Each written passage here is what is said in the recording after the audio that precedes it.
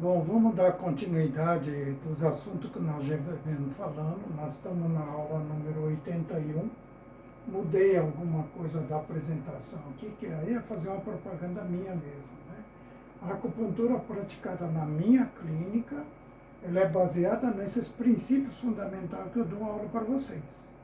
Tá? Toda ela, assim, não é pelas funções de ponto, ponto para isso, ponto para aquilo. Tá? É um processo. Eu sempre é baseado num processo de adoecimento, tá? Causada pelas emoções, pela alimentação, adaptação ao clima e o diagnóstico clínico. Tá? Aqui eu coloquei as aulas, tudo isso aqui sempre vai estar nesses fundamentos, está no Instagram, no YouTube, né? Que aulas sobre acupuntura e outros artigos tem no site também. Está aqui, tá? Se alguém quiser ver, tudo bem, tá? Então, assim, vamos continuar rememorando, tá? Nós nascemos com algumas características que são herdadas dos nossos antepassados, né? A gente nasce também sabendo respirar e o coração também já nasce sabendo bater. Não é a gente que ensina a respirar nem a coisa, né? Tá? Todo o funcionamento do sistema nervoso autônomo é herdado, como que seu estômago faz digestão, tudo mais, né? E a acupuntura, isso é chamado de Shen Qi, ou, eu falo assim, para a gente entender mais fácil, é uma herança evolutiva, é uma característica que a gente herda dos nossos antepassados, tá? Nós herdamos, inclusive, doença. Diabetes, hipertensão é mais comum, todos nós sabemos. Na família tem muita gente que tem diabetes e na família você vai ter outros diabéticos. Você tem na família, às vezes, pessoas que têm problema pulmonar, tem outros com problema pulmonar. Não é que não possa acontecer outras doenças, mas isso, ele tem uma certa prevalência. Então, nós herdamos, de certo modo, até as doenças. Tem um lado bom e um lado ruim, todos nós herdamos. Tá? O que é mais perceptível, que a gente percebe, eu que fiquei mais velho, a gente percebe que cada vez a gente vai ficando mais parecido com nossos pais e avós, certo? Isso fenotipicamente falando, a cara, o jeitão de ser, né? Mas genotipicamente, nos nossos genes também a gente herda, não é só a cara não, tá? E essas características estão no DNA. Como todos nós herdamos DNA, então nós temos, né? Depois que nascemos, nós vamos nos caracterizando de acordo com as dificuldades e facilidade da vida. Vamos nos moldando. Isso aí vai fazer força a epigenética. Tem uma coisa que é estudada hoje em epigenética, que ela acaba fazendo, moldando o funcionamento do DNA, tá? Mas em cima sempre de uma característica já herdada. Herança evolutiva, por exemplo, que a gente está estudando aí, né? Do fígado, ele está relacionado à alma vegetativa. Do coração, a espiritualidade, do rim, a vontade, a força de vontade. Do baço pâncreas, a reflexão, a inteligência de cada um. Do pulmão, a alma sensitiva. Nós vamos falar alguma coisa a respeito disso, que é o seguinte: o fígado estaria relacionado à questão de sobrevivência, certo? No rim, a vontade, a persistência, a pessoa que quer continuar sempre toca em frente, tá? No coração, a espiritualidade, ela fala a resiliência, a capacidade de adaptar tudo. Quem está com o coração bom, ele se adapta. Quem não está, fica com ansiedade, né? Vamos falar agora um pouco sobre o baço pâncreas, porque desses órgãos anteriores, nós já falamos nas aulas anteriores. Quem tiver interessado é só ver a aula número 80.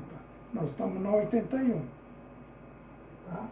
E aqui eu já tenho os desenhos que a gente falou, nós falamos do rim, do fígado, do coração. Nós vamos falar agora do baço pâncreas e do pulmão. São 5 elementos que nós temos no nosso corpo. Do baço pâncreas, ele é responsável pelo pensamento, pela reflexão, responsável pela inteligência. Mas, se ficar pensando muito a mesma coisa, ele passa a ser preocupação. E quando você fica muito preocupado, você fica desassossegado. Não consegue parar quieto. Não consegue parar para pensar, né? Em acupuntura, tudo é equilíbrio. Você tem um pensamento e a função do baço pâncreas. A reflexão e pensar faz parte do baço. Tá? Agora, quando você pensa muito, ele diminui a função do baço. Então, assim, quando eu diminuo a função, como eu posso piorar meu baço pâncreas? Quando eu fico pensando demais na mesma coisa, certo? E o baço pâncreas, ele tem lá suas funções, função digestiva, que é a produção, por exemplo, de insulina, que todos nós sabemos, certo? E aí você vai ter indigestão, porque o baço pâncreas ficou afetado, principalmente o pâncreas aí no caso. E tem diabetes também, né? Isso porque pensa demais. E o baço, ele tem uma função mais ligada à imunologia, é imunológico. Ele está principalmente para proteger o pulmão. Do quê? Dos resfriados, do Covid. Então eles falam que ele é responsável por germes encapsulados, que é no caso dos resfriados e da Covid, que é do Covid. Então, assim, quem protegeria o seu pulmão na Covid seria o baço.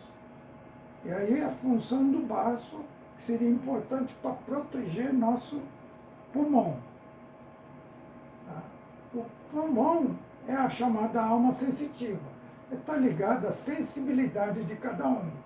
Quando altera, ele vai se manifestar por tristeza e lamentação. Então, quem está muito triste, tem aquele aspecto triste, aquela pessoa que vive lamentando da vida, ela é porque o pulmão está fraco. E, ao mesmo tempo, esse mesmo sentimento, ele acaba piorando a função do pulmão. Tem um tal de vai e volta, tá? E aí diminui a imunidade. O pulmão, por exemplo, está ligado muito ao intestino grosso. O intestino grosso ele é relacionado à imunidade, diminui a imunidade. Ele enfraquece o meridiano também do pulmão aqui, onde vai dar muita ombralgia. Então, a ombralgia, por causa do problema, sempre a pessoa vai estar relacionando com pessoas que têm muita lamentação, por exemplo, né? Do pulmão, a tristeza, perda do ente querido, né? Isso aí todo mundo fica. Se você perder alguém querido, é lógico que vai ficar triste. Isso ajuda a enfraquecer o pulmão, ajuda a diminuir a sua imunidade, né? E a questão da lamentação é um sentimento de falta de reconhecimento. É aquela pessoa que sempre fala, eu me esforço, eu trabalho, mas não sou reconhecido. Esse é uma das coisas que enfraquece o pulmão. Ela diminui a imunidade, né? E daí vai aparecer até a questão da ombralgia, né? O sentimento, então, de forma geral, que a gente falou todos os órgãos, mas nós vamos repetir tudo isso. Cada vez nós vamos aprofundando um pouco mais. Tá? Isso aqui está mais assim, do superficial a gente vai aprofundando, tá bom? Então fazem parte da energia do órgão, ele está junto. A emoção faz parte da formação do órgão, tá? E quando enfraquece a energia desse órgão, ele enfraquece o órgão também, tá? E o tratamento é pelos princípios da acupuntura. A acupuntura para tratar as emoções. A gente trata as emoções com agulha, com acupuntura, tá?